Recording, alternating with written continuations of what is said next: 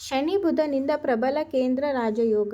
ಈ 3 ರಾಶಿಗೆ ಅತಿ ಅದೃಷ್ಟದ ಸಮಯ. ಈ ವಿಶೇಷ ಯೋಗದಿಂದ ಕೆಲವು ರಾಶಿಗಳು ಹಣಕಾಸಿನ ಪ್ರಯೋಜನಗಳನ್ನು ಪಡೆಯಬಹುದು. ಆ ಲಕ್ಕಿ ರಾಶಿಗಳು ಯಾವುವು ಎಂಬುದು ಇಲ್ಲಿದೆ. ವೃಷಭ ರಾಶಿಯವರಿಗೆ ಈ ಸಮಯವು ಹಲವು ವಿಧಗಳಲ್ಲಿ ಶುಭ ಚಿಹ್ನೆಗಳನ್ನು ತರಬಹುದು. ಒಂದೆಡೆ ಶನಿ 11ನೇ ಮನೆಯಲ್ಲಿರುವುದರಿಂದ ಮತ್ತು ಮತ್ತೊಂದೆಡೆ ಬುಧ 2ನೇ ಮನೆಯಲ್ಲಿರುವುದರಿಂದ ಆರ್ಥಿಕ ಮತ್ತು ಮಾನಸಿಕ ಮಟ್ಟದಲ್ಲಿ ನಿಮಗೆ ಪ್ರಯೋಜನಕಾರಿಯಾಗಬಹುದು.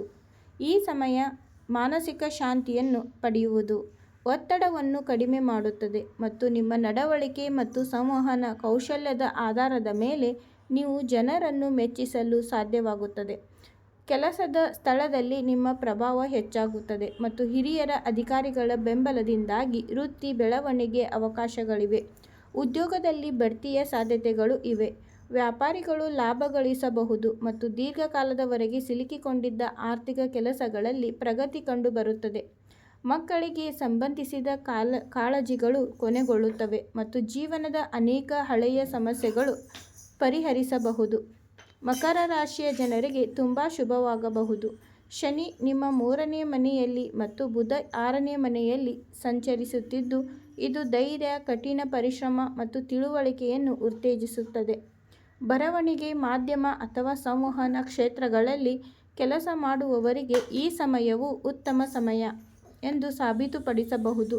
ನಿಮ್ಮ ಕಠಿಣ ಪರಿಶ್ರಮ ಫಲ ನೀಡುತ್ತದೆ ಮತ್ತು ಆರ್ಥಿಕ ವಿಷಯಗಳಲ್ಲಿ ಪ್ರಯೋಜನಗಳನ್ನು ಪಡೆಯುವ ಎಲ್ಲ ಸಾಧ್ಯತೆಗಳಿವೆ. ಕುಟುಂಬ ಜೀವನದಲ್ಲಿ ಸಂತೋಷ ಮತ್ತು ಶಾಂತಿ ಇರುತ್ತದೆ ಮತ್ತು ಅವಿವಾಹಿತರಿಗೆ ಉತ್ತಮ ವಿವಾಹ ಪ್ರಾಪ್ತವಾಗುವವು. ಇದರೊಂದಿಗೆ ಧಾರ್ಮಿಕ ಕಾರ್ಯಗಳು ಮತ್ತು ಆಧ್ಯಾತ್ಮಿಕತೆಯ ಒಲವು ಹೆಚ್ಚಾಗುತ್ತದೆ. ವೈವಾಹಿಕ ಜೀವನದಲ್ಲಿ ಸಾಮರಸ್ಯ ಇರುತ್ತದೆ ಮತ್ತು ಆರೋಗ್ಯವು ತೃಪ್ತಿಕರವಾಗಿರುತ್ತದೆ.